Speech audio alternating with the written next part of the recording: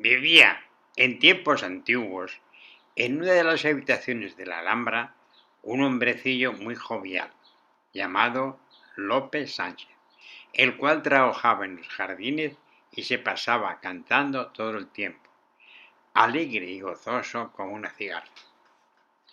Era nuestro hombre, la vida y el alma de la fortaleza. Cuando concluía su trabajo, se sentaba con su guitarra en uno de los bancos de la explanada y al son del instrumento cantaba soberbios cantares del Cid, de Bernardo del Carpio, de Hernando de Pulgar y demás héroes españoles, con los que divertía a los invitados del recinto o entonaba estos aires más alegres para que las mozuelas bailasen fandangos y boleros. Como la mayor parte de los hombres de poca estatura, Lope Sánchez se había casado con una mujer alta y robusta, que casi se lo podía meter en un bolsillo. Empero no tuvo Sánchez la misma suerte que la generalidad de los pobres, pues en lugar de hacerle 10 o 12 chiquillos, tuvo solamente una hija, una niña bajita de cuerpo, de hermosos ojos negros, al sazón de unos 12 años de edad, llamada Sanchica, tan alegre y jovial como él, y el cual hacía las delicias de su corazón. Jugaba a su lado mientras el padre trabajaba en los jardines. Bailaba el compás de su guitarra cuando el padre se sentaba a descansar en la sombra y corría y saltaba como una cervatilla por los bosques, alamedas y desmantelados salones de la Alhambra. En una víspera de San Juan, la gente de humor aficionaba a celebrar los días festivos. Hombres, mujeres y chiquillos subieron por la noche al Cerro del Sol, que domina el Generalife, para pasar la velada en su meseta.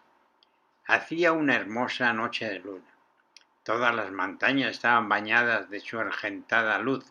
La ciudad, con sus cúpulas y campanarios, mostrábase envuelta entre sombras, y la sombra parecía de hadas, con las mil encantadas lucecillas que brillaban entre sus oscuras arboledas.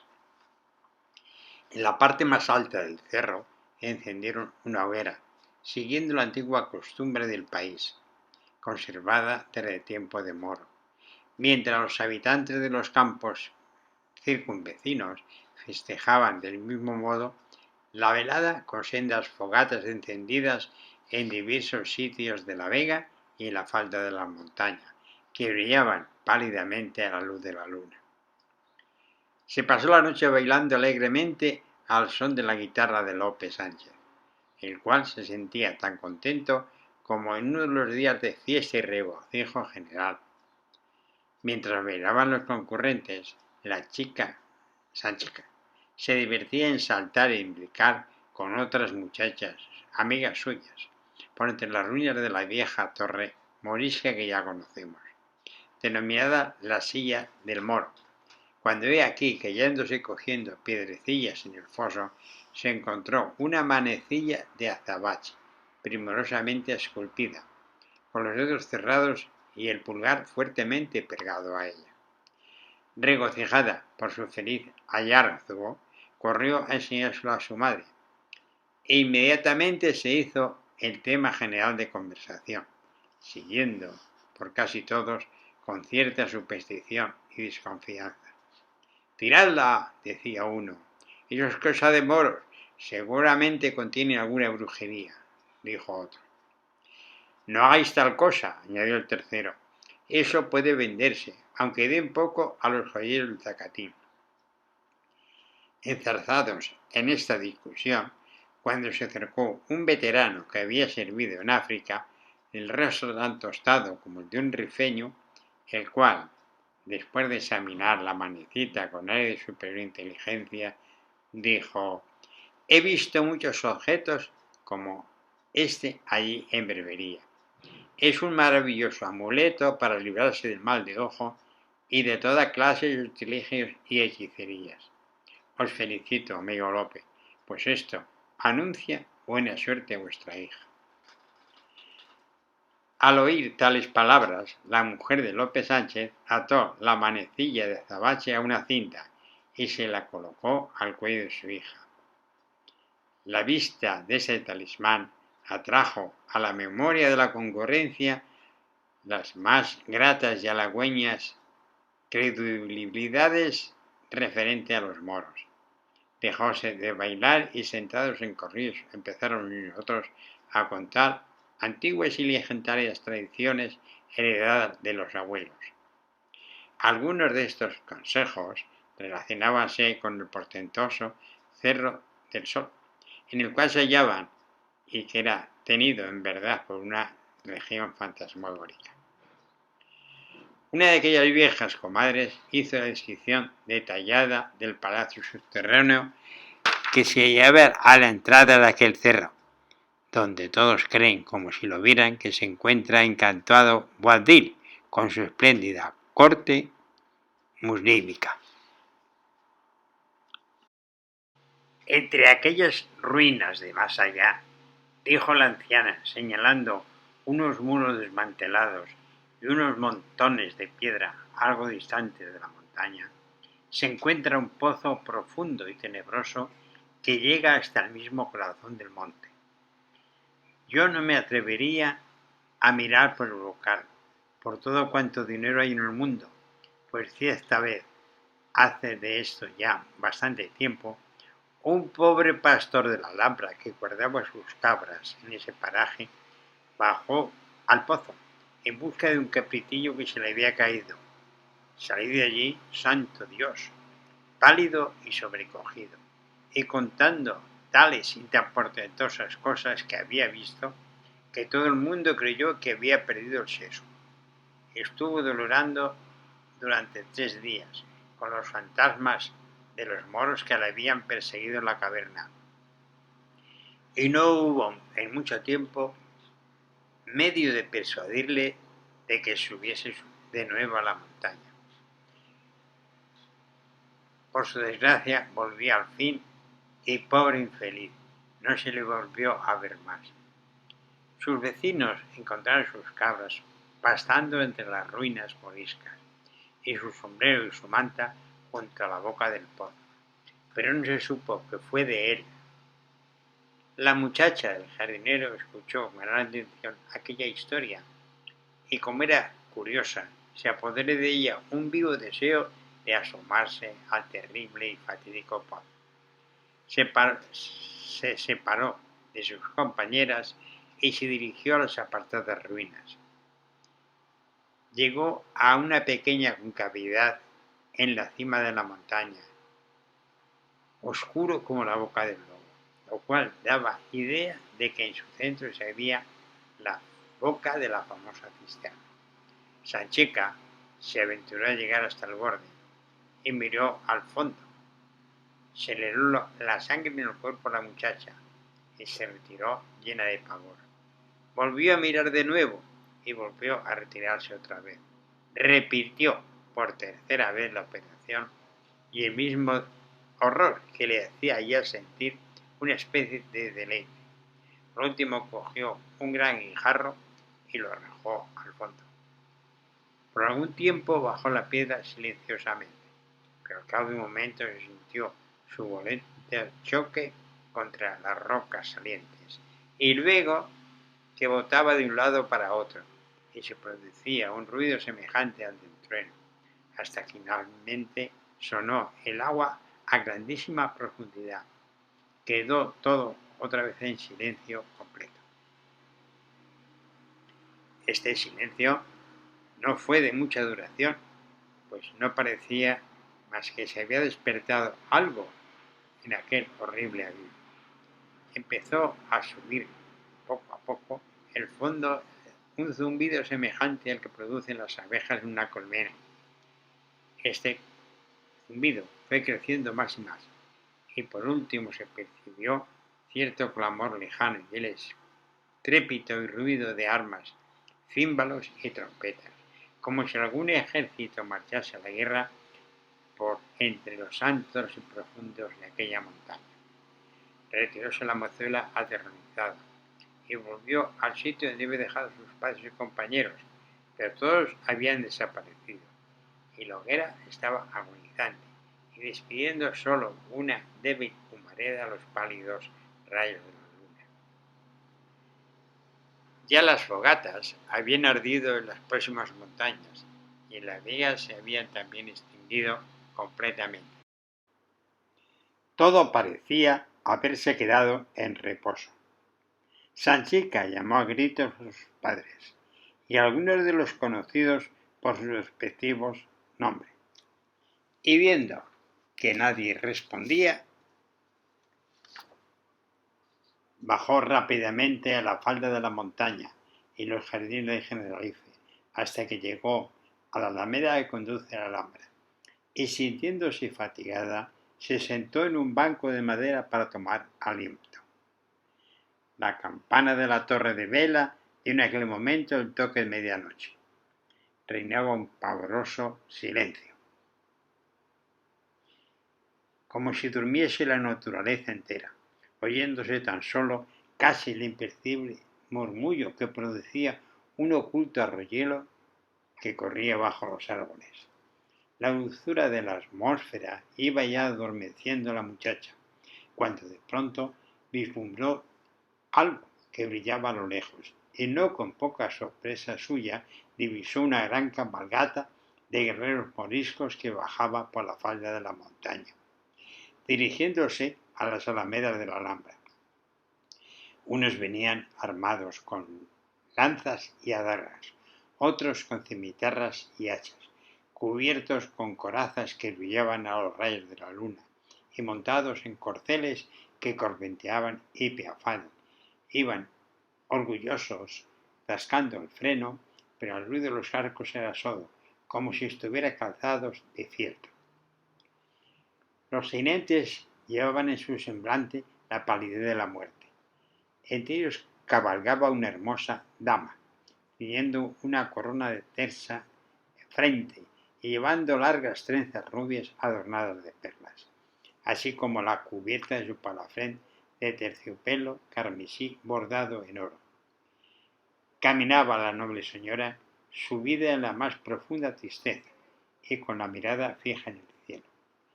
Detrás seguía un numeroso séquito de cortesanos, lujosamente ataviados con trajes y turbantes de varios colores. Y en medio de ellos, sobre un caballo de guerra hermosamente enjaezado, iba Boabdil el Chico, cubierto con su manto real, adornado de ricas joyas y corona de diamante. La admirada muchacha lo reconoció por su barba y por lo gran parecido que tenía con su retrato que había visto 1000 veces en la galería de pinturas del Generalife. Contemplaba con pasmo la joven aquella regia pompa conforme iba pasando el cortejo por entre los árboles. Mas, aunque persuadida de que aquel monarca y aquellos cortesanos y guerreros tan pálidos y silenciosos eran cosa sobrenatural y de mágico encantamiento, los miraba sin ningún temor. Tal valor se lo había infundido ya el virtuoso talismán de la manecita que llevaba pendiente al cuello. Luego que pasó la cabalgata, se levantó y la siguió. Se dirigió la extraña procesión hacia la gran puerta de la justicia, que estaba abierta de par en par. Los centineles que estaban dando guardia dormían en los bancos de la barbacana con un profundo y al parecer mágico sueño, pasando la fantástica comitiva por su lado sin hacer el más leve ruido, con banderas desplegadas y en actitud de triunfo. Sanchica quiso seguirlo. Con gran sorpresa suya vio una abertura en la tierra dentro de la barbacana, que conducía hasta los cimientos de la torre. Se internó un poco en ella y se atrevió a descender por la abertura, por unos escalones cortados en la roca viva, y penetró luego en un pasadizo abovedado e iluminado de trecho con lámparas de plata. las cuales, al mismo tiempo que alumbraban, despedían un perfume embriagador. Aventuróse la niña más y más hasta que se encontró en un gran salón abierto en el corazón de la montaña, magníficamente amueblado al estilo morisco e iluminado con lámparas de plata y cristal. Recostado en un diván aparecía como moderado un viejo de larga barba, blanca y vestido a la usanza morisca, con un báculo en la mano, que parecía que se le escapaba de los dedos a cada instante.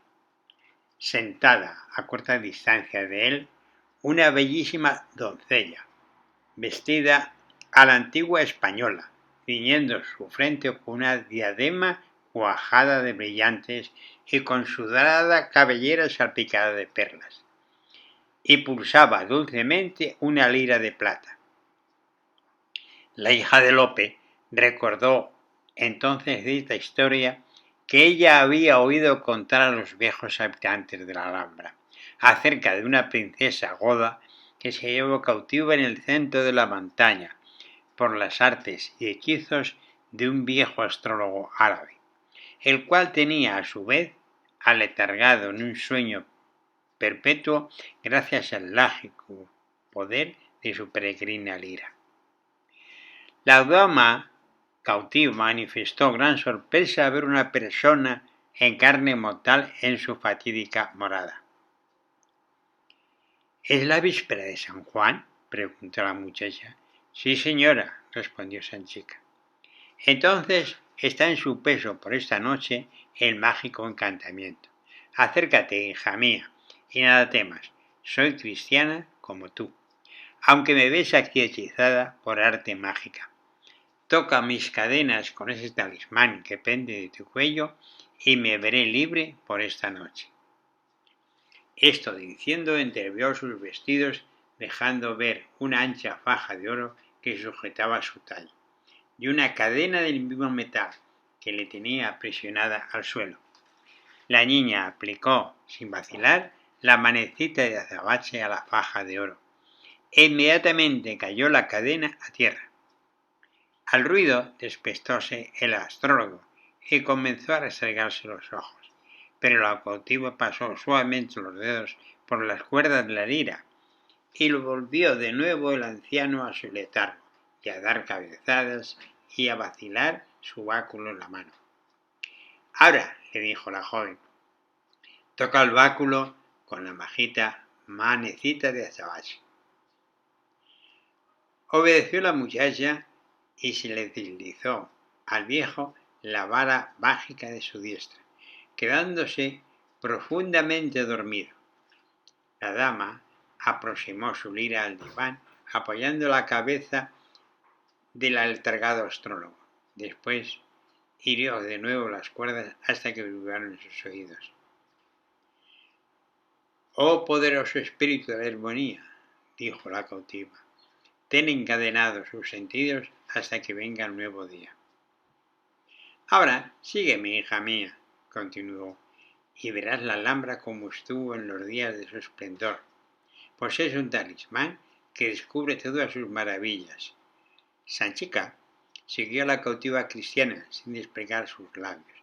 Pasaron por el umbral de la barbacana de la Puerta de la Justicia y llegaron a la Plaza de los Aljibes, la cual estaba poblada de soldados de caballería e infantería morisca, formados con escuadrones y con banderas desplegadas. Veíanse luego guardias reales en la puerta de la alcázar y largas filas de africanos con sus cimaterras desnudas, sin pronunciar palabra. Sanchica pasó sin recelo alguno detrás de su guía. Se detuvo la dama encantada y le hizo señas a la niña para que se acercase. Aquí, le dijo, existe un gran misterio que te voy a revelar en premio a tu fe y tu valor. Estas estatuas vigilan un tesoro que ocultó en nuestro lugar un rey moro desde tiempos antiquísimos. Di a tu padre que abra un agujero en el sitio donde tienen las ninfas fijos los ojos y se encontrará una riqueza con la cual será el más poderoso de cuantas personas existen en Granada. Pero es preciso que sepas que tus puras manos únicamente están dotadas con ese talismán podrás sacar el tesoro. Por último, di también a tu padre que use con discreción y que dedique una parte del mismo en decirme diariamente misas para que pueda llegar a verme de este mágico encantamiento.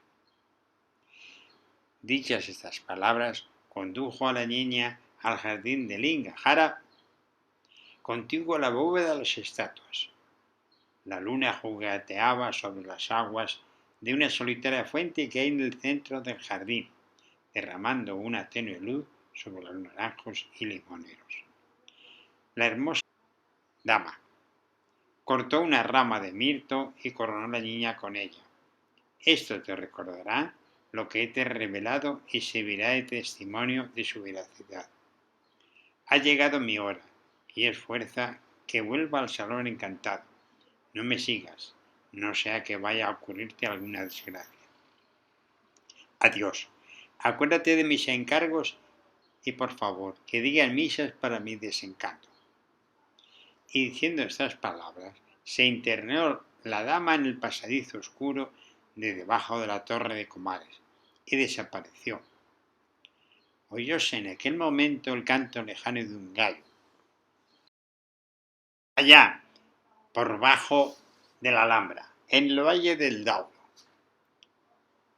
Volvió Sanchica a recorrer los mismos sitios que antes había visto poblado por la fantástica muchedumbre. Pero Guadil y su corte habían desaparecido. La luz de la mañana solo dejaba ver los salones como siempre, desiertos, manchadas por el tiempo y cubiertas de telaraña. Solo los murciélagos revoloteaban a la incierta luz de crepúsculo. Y las ranas cantaban en el estanque. Apresuróse a subir la hija del buen Sánchez por una escalera que conducía a la habitación que ocupaba la familia. La puerta estaba abierta. Lope era tan escaso de fortuna que no necesitaba de cerrojos. La chica buscó a tienda su colchón y poniendo la guirnalda de mirto debajo de su almohada, se durmió profundamente. Por la mañana contó al padre todo cuanto le había acaecido la noche anterior. Lope lo creyó todo puro ensueño y se rió de la credulidad de su hija, marchándose enseguida a su faena de costumbre. No hacía mucho tiempo que se hallaba en los jardines cuando vio venir a la muchacha corriendo y gritando sin alientos. ¡Padre, padre! Mire usted la guirnalda de mirto que me dio la dama misteriosa y me la puso en la cabeza. Quedóse atónico López Sánchez, pues la rama de mirto era de oro purísimo y cada hoja tenía una hermosa esmeralda. No estaba el pobre hombre acostumbrado a ver piedras preciosas e ignoraba el verdadero valor de la guirnalda, pero sabía lo bastante para comprender de que materia es más positiva que aquella que se forman los sueños. Su primer cuidado fue advertirle a la niña que guardase el más absoluto secreto y en cuanto a esto podía el padre estar seguro, pues poseía aquella criatura una discreción maravillosa con relación a su edad y a su sexo. Después se encaminó a la bóveda donde se hallaban las estatuas de Lebrás y observó sus cabezas, que se dirían dirigidos a un lugar del edificio. López Sánchez no pudo menos que admirar esta discretísima invención para guardar un secreto. Tiró una línea desde los ojos de las ninfas hasta el punto donde se dirigía, hizo una señal en la pared y se retiró. López Sánchez aguardó a que estuviera bien avanzada la noche y entonces se dirigió con su hija a la sala de las dos ninfas, a las que encontró mirando tan misteriosamente como siempre al sitio secreto del depósito. Y les dijo: con vuestro permiso, gentiles damas, os voy a relevar del penoso cargo que habéis tenido y que os debe haber sido molesto durante los 2 o 3 últimos siglos. Enseguida se puso a explorar el punto de la pared que había marcado anteriormente, y al poco quedó abierto un hueco tremendo, en el que se encontró con 2 jarrones de porcelana. Intentó sacarlos fuera, pero hallábanse como clavados, inmóviles, hasta que fueron tocados por la inocente mano de la niña, con cuya ayuda los pudo extraer de su nicho, y vio con alegría que se encontraba repleto de monedas de oro morunas, de alhajas y piedras preciosas. Llevóse el buen Lope los jarrones a su cuarto antes de amanecer el nuevo día, y dejó las 2 estatuas que custodiaban con sus ojos fijos todavía en la hueca pared misteriosa. Lope Sánchez se hizo repentinamente de este modo rico, pero sus riquezas, como sucede siempre, le acarrearon un sinnúmero de cuidados que hasta entonces se había ignorado. ¿Cómo iba a sacar su tesoro y tenerlo seguro? ¿Cómo disfrutaría de él sin inspirar sospechas? Por primera vez en su vida tuvo miedo de los ladrones, considerando aterrorizado la inseguridad de su habitación, y se cuidaba de asegurar las puertas y ventanas. A pesar de todas sus preocupaciones, le era imposible dormir tranquilo. Su habitual alegría le abandonó. Y por último ya no moreaba ni cantaba con sus vecinos. Se hizo el ser más desgraciado de la lámpara. Sus antiguos amigos notaron este cambio, y aunque mostraban compadecerle cordialmente, el caso es que empezaron a volverle la espalda, creyendo que estaba en la miseria y corrían peligro de tener que socorrerlo. Otros, sin embargo, llegaron a sospechar que su única desgracia era el ser rico. La mujer de Lope participaba en la existencia de su marido, pero tenía su consuelo espiritual. El jardinero era un hombrecillo ruin e insignificante, de escaso meollo. Su esposa acostumbraba a aconsejarse en todo de amigos, de su confesor, Fray Simón, un fraile rollizo de anchas espaldas, barba larga y cabeza gorda, del cercano convento de San Francisco, que era el director y consuelo espiritual de la mayor parte de las buenas mujeres de la vecindad.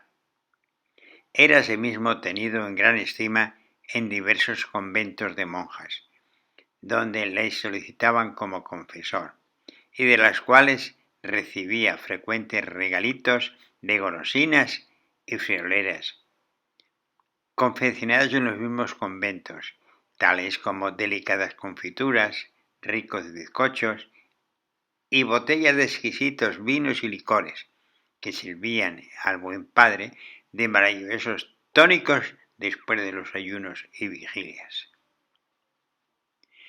El padre demostraba la austeridad de su regla llevando constantemente armado el cordón a su cintura.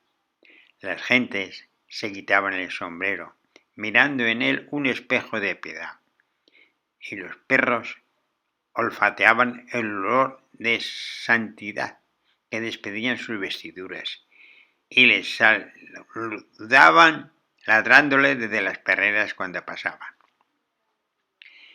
Tal era el director espiritual de la bonachona mujer de Lope Sánchez. Y como el padre confesor es el confidente doméstico de las mujeres en la clase baja de España, fue informado con mucho misterio de la historia del convento escondido. El fraile abrió los ojos y puso una boca tamaña, santiguándose varias veces al saber la noticia. Mas, tras un momento de pausa, exclamó: «Hija de mi alma, sábete que tu marido ha cometido un doble pecado, contra el Estado y contra la Iglesia. El tesoro que se ha encontrado pertenece a la corona, por haber sido encontrado en los dominios reales. Mas, como por otro lado es riqueza de infieles, arrebatadas de las garras de Satanás, debe ser consagrado a la Iglesia. Con todo ya veremos de arreglar este asunto. Tráeme de pronto la guirnalda de mirlo». Cuando se la trajeron, el buen fraile se le encandilaron los ojos, viendo el tamaño y hermosura de aquellas esmeraldas. He aquí las primicias de este descubrimiento que deben dedicarse a obras piadosas.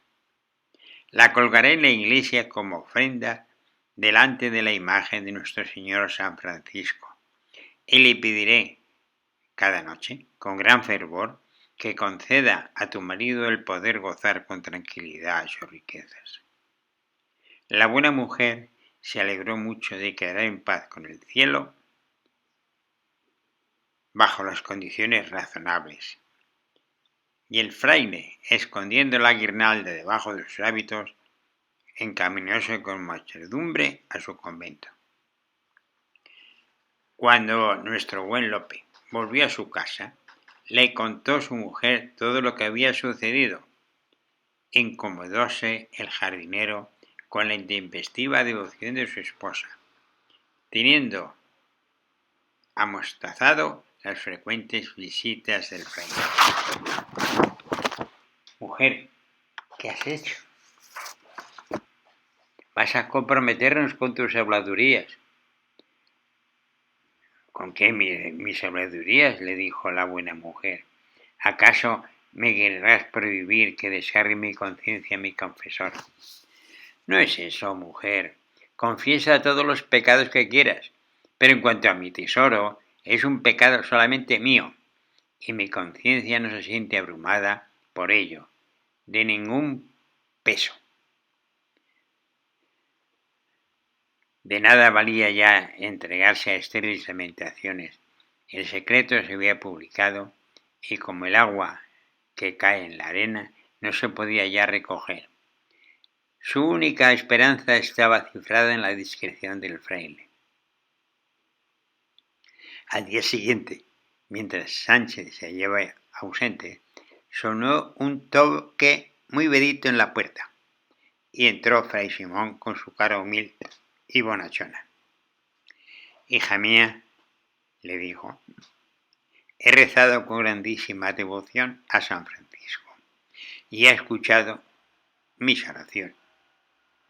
A medianoche se me apareció el santo bendito en sueños, pero con el rostro como disgustado. ¿Cómo te atreves a pedirme que dé mi permiso para gozar a un tesoro de los gentiles, cuando ves la pobreza que reina en mi capilla? Ves a casa de Lope Sánchez y pide de mi nombre una parte de ese tesoro morisco, para que me hagan 2 candelabros para el altar mayor, y luego que disfrute en paz el resto». Cuando la buena mujer oyó lo de la visión, se persignó con terror, y yendo al sitio secreto donde su marido tenía escondido el tesoro, llenó una gran bolsa de cuero de monedas de oro y se las entregó al franciscano. El piadoso padre la colmó de bendiciones, en número suficiente para enriquecer a toda su raza hasta la última generación, si el cielo lo confirmara. Y guardándose la bolsa en una de las mangas de su hábito, cruzó las manos sobre el pecho y se retiró con humilde gratitud. Cuando Lope se enteró de este segundo donativo a la iglesia, le faltó poco para que perdiese el juicio. «Esto no se puede sufrir», exclamaba. «¿Qué va a ser de mí? Me robarán poco a poco, me arruinarán y me dejarán, Dios mío, a pedir limosna». Con dificultad pudo su mujer apaciguarlo, recordando las inmensas riquezas que todavía le quedaban y cuán moderado se había manifestado San Francisco, pues le habían contentado con poca cosa. Pero Fray Simón tenía una extensa parentela, aparte de media docena de rollizos chiquillos, huérfanos desamparados, de los cuales se había hecho cargo. Repitió sus visitas diariamente, solicitando limosnas para Santo Domingo, San Andrés y Santiago, hasta que el pobre Lope llegó a desesperarse y comprendió que si no se alejaba de este bendito varón, tendría que hacer donativos a todos los santos del calendario. Determinó, pues, en vista de esto, empaquetar el dinero que le quedaba y marcharse secretamente de noche a otro punto del reino. Con este objeto compró una arrogante mula y lo escondió en la tenebrosa bóveda bajo la torre de los 7 suelos. Desde este sitio, según se decía, salía por la noche el velludo, un caballo endiablado que recorría las calles de Granada perseguido por una jauría de perros de los demonios. Lope Sánchez no tenía fe en semejante patraña. Y aprovechando el pavor que tales cuentos causaban, calculando con razón que nadie se atrevería a aventurarse a ir a la caballeriza subterránea del espectro fantástico. Durante el día hizo salir a su familia diciendo que esperasen en la aldea lejana de la Vega, y bien entrada la noche transportó su tesoro a la bóveda subterránea de la torre, lo cargó en un mulo, lo sacó y bajó cautelosamente por la oscura alameda. El precavido Lope había tomado sus medidas con el mayor secreto, no dándolo a conocer a nadie más que a su cara mitad, pero sin duda, efecto de alguna milagrosa revelación, llegaron a oídos de Fray Simón. El celoso padre vio que se le escapaba para siempre de las manos su querido tesoro, y determinó tomarlo por asalto en beneficio de la Iglesia y de San Francisco. Por lo cual, cuando las campanas dieron el toque de ánimas y toda la Alhambra yacía en completo silencio, salió de su convento y se encaminó hacia la puerta de la justicia. Se encontró escondido entre los matorrales que adornan la alameda. Estuvo allí contando los cuartos de hora que iba sonando la campana de la Torre de la Vela, oyendo el siniestro granido de las lechuzas y los lejanos ladridos de los perros de las próximas cuevas de los gitanos. Al fin percibió un ruido de herraduras y a través de la oscuridad que proyectaban los árboles distinguió el bulto de un caballo que bajaba por la alameda. El rollizo fraile se regocijaba, pensando en la mala jugada que le iba a hacer al honrado Lope. Después de haberse remangado los hábitos y agachado como el gato que acecha al ratón, se mantuvo quietecito hasta que su presa estuvo enfrente de él, y entonces salió de su escondrijo y poniendo una mano en el lomo del animal y otra en la grupa, dio un salto que hubiera dado honor al más aventajado maestro de equitación. ¡Ja, ja!, dijo el robusto fraile. Ahora veremos quién gana la partida. Pero no había hecho más que pronunciar estas palabras cuando el caballo empezó a tirar coces, a encapitarse y a dar saltos, y luego escapó colina abajo. En vano trataba el reverendo fraile de sujetarlo, pues saltaba de roca en roca y de breña en breña. Sus hábitos se hicieron jirones y su afeitada cabeza recibió tremendos porrazos contra las ramas de los árboles y no pocos arañazos de las zarzas. Para colmo de su terror, vio una cuadrilla de perros que corrían ladrando tras él, y entonces comprendió, aunque ya era tarde, que iba caballero en el terrible velludo. Nunca Cazador ni Galgo corrieron una posta más endemoniada que aquella, por la Alameda de la Alhambra, la Plaza Nueva, el Zacatí, la Plaza de Vivarrambla, como alba que lleva el diablo. En vano invocaba el buen padre a todos los santos del calendario y a la Santísima Virgen María. Cada nombre sagrado que pronunciaba surtía el efecto de un espolazo, haciendo botar velludas a los tejados de las casas. Durante toda la noche anduvo el desdichado fray Simón correteando las calles contra su voluntad, doliéndose todos los huesos de su cuerpo y sufriendo tan horribles magulladuras que causó lástima al referirlo. Al fin, el canto del gallo anunció la venida del día, y lo mismo fue oírle que volvió pies atrás el fantástico animal y escapó corriendo hacia su torre. Atravesó con una furia, seguido de los perros que no dejaban de aullar y ladrar, mordiéndole los talones al atemorizado fraile. No había hecho más que apuntar el crepúsculo matutino cuando llegaron a la torre. Aquí la quimérica cabalgadura soltó un par de coces que hicieron dar al reverendo un salto mortal en el aire, mal de su agrado, y desapareció en la oscura bóveda, seguida de la infinidad de perros, sobreviniendo en más profundo silencio después de sus horribles clamores.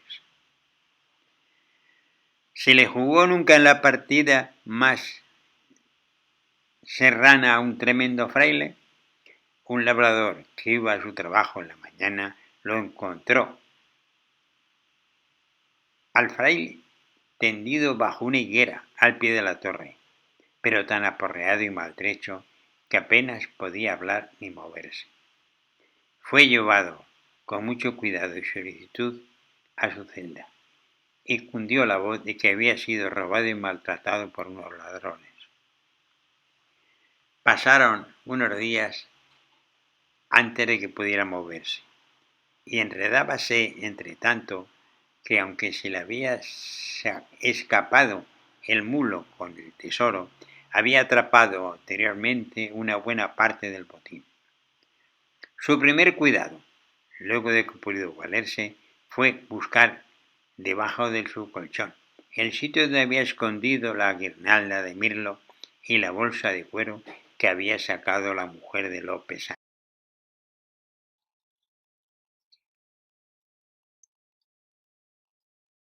¿Cuál sería su desesperación al ver que la guirnalda se había convertido en una simple rama de mirto y que la bolsa estaba llena de arena? Fray Simón, a pesar de su disgusto, tuvo la discreción de callarse, pues divulgar el secreto habría de pasar forzosamente por un ente miserable a los ojos de la gente y atraerse el castigo de su superior, no refiriendo a nadie su trote nocturno sobre el velludo, hasta que pasados muchos años lo reveló a su confesor en el lecho de muerte. No se supo por mucho tiempo nada de la familia de Lope Sánchez, desde que se apareció de la Alhambra. Recordábanse con agrado sus condiciones de hombre jovial, explicando todos generalmente la tristeza y melancolías que se había apoderado de él antes de su desaparición misteriosa, como consecuencia de un extremo estado de indigencia. Pasados algunos años, ocurrió que uno de sus antiguos camaradas, un soldado inválido que se encontraba en Málaga, fue atropellado por un coche de 6 caballos. Detúvose el carruaje y bajó a ayudar a levantar el medio un señorón ya anciano, elegantemente vestido con piluquín y espada. Cuál no sería el asombro del veterano al reconocer en este personaje a su convecino Lope Sánchez, el cual iba a celebrar en aquel instante el casamiento de su hija Sanchica con uno de los grandes del reino. En el carruaje iban los contrayentes. La señora de Sánchez, que también iba allí, se había puesto gruesa que parecía un tonel. Iba adornada con plumas, alhajas, perlas, collares, anillos en todos los dedos, y con un lujo asiático no se había visto igual desde los tiempos de la reina de Shang. La niña Sanchica estaba hecha una mujer, y en cuanto a belleza y hermosura podría pasar por una gran duquesa, y aún también por una princesa. El caballero, el novio, iba sentado junto a su prometida. Era raquítico y, al parecer, hombre gastado, lo cual era señal de que era prueba de ser de sangre azul, todo un grande de España. Estas nupcias habían sido arregladas por la madre. Las riquezas no habían empedernido el corazón del honrado Lope. Hospedó a su antiguo camarada en su propia casa algunos días, tratándolo a cuerpo de rey, llevándolo a teatros y correos de toros, y regalándole a la despedida, como muestra de cariño, una buena bolsa de dinero para él y otra para que lo distribuyese en sus amigos y compañeros inválidos de la Alhambra. Lope decía siempre que se le había muerto un hermano muy rico en América, que le había dejado heredado de una mina de cobre, pero los marinos charlatanes de la Alhambra insistían en afirmar que su riqueza provenía del tesoro que había descubierto en el palacio árabe y que estaba guardado por 2 ninfas de alabastro. Esto ha hecho suponer que todavía queda dinero escondido en aquel lugar, que bien vale la pena que se fijen en su atención. Las mujeres miran aquellas esculturas con extrema complacencia, como un monumento perpetuo que demuestra que las mujeres pueden guardar los secretos.